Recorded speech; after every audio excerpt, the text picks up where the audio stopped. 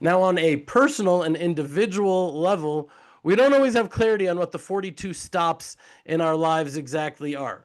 We don't always know where one begins and where one ends. We don't always know exactly what the stops even are and how we're supposed to even learn from them.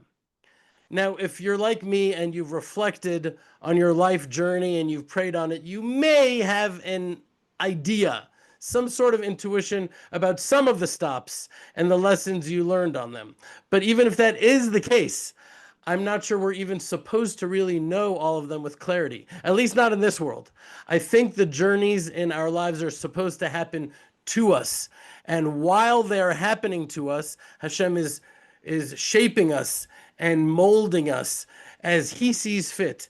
And I'm not sure that process would be as effective or even possible if we knew.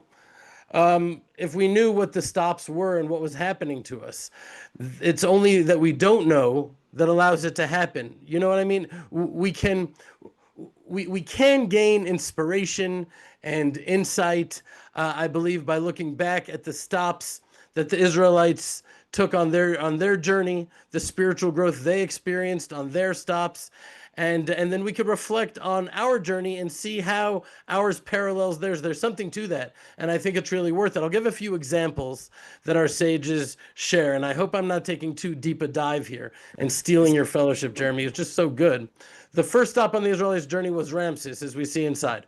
And they departed from Ramses in the first month, on the 15th day of the first month. On the next day after the Passover, the children of Israel went out with a high hand in the sight of all the Egyptians.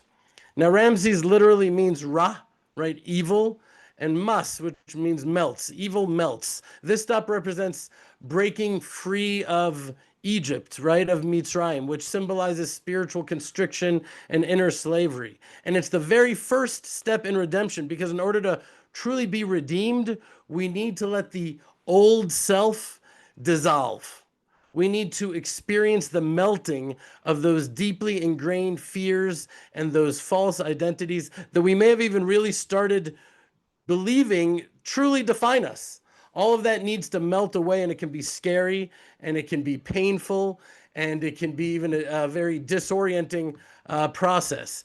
I've experienced a lot of this personally in my life, and I can tell you it's not easy when that identity just melts away.